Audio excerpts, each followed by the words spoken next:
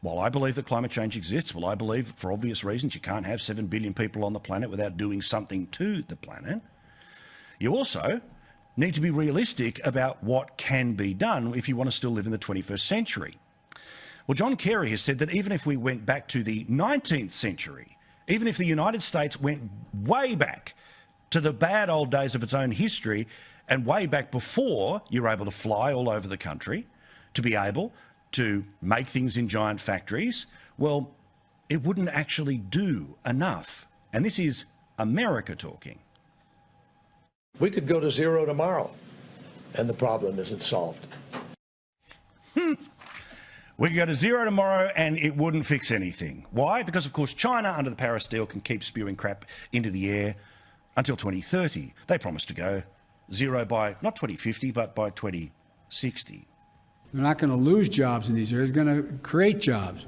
They're going to get prevailing wage to cap those over 1 million wells. These aren't pie-in-the-sky dreams. These are concrete, actionable solutions. And we know how to do this. The Obama-Biden administration reduced the auto industry, rescued the auto industry, and helped them retool.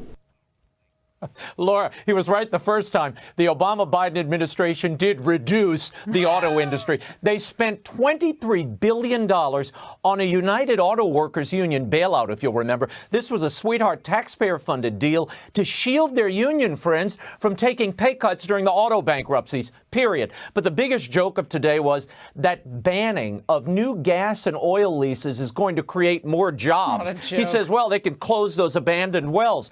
Under Biden's plan, there'll be many, many more abandoned wells.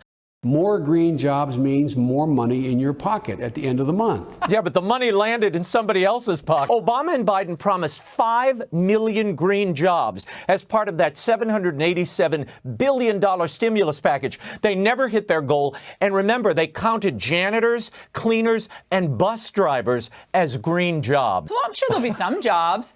But what's going to stop the solar panel manufacturers without Trump's tariffs and other trade protections in place from moving over to Asia, whether it's China or Vietnam or India? They're all going to move overseas. So we're going to be left with no oil and gas jobs and no solar panel jobs. So I guess you're 100% I don't know what we'll do.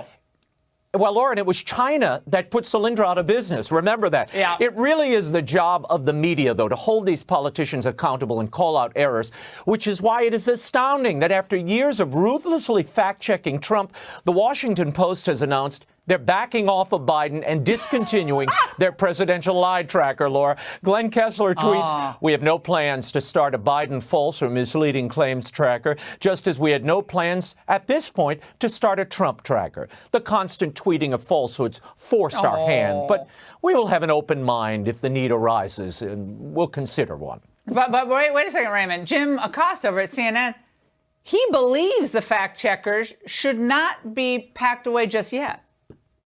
We need to devote in our news organizations some resources to fact-checking these fringe ideas that are going to continue to exist on the far right in this country. This is not a time to put away our fact-checkers in some sort of box on the shelf. They're going to be needed to fact-check this movement that is not going away. Trump may be going away, but Trumpism is not. So it's the movement, Laura. He reveals himself. The bad man at Mar-a-Lago, he needs to be fact-checked, not the guy spending billions executive orders like they're candy at Halloween. I've never seen anything like it, but fear not, Laura.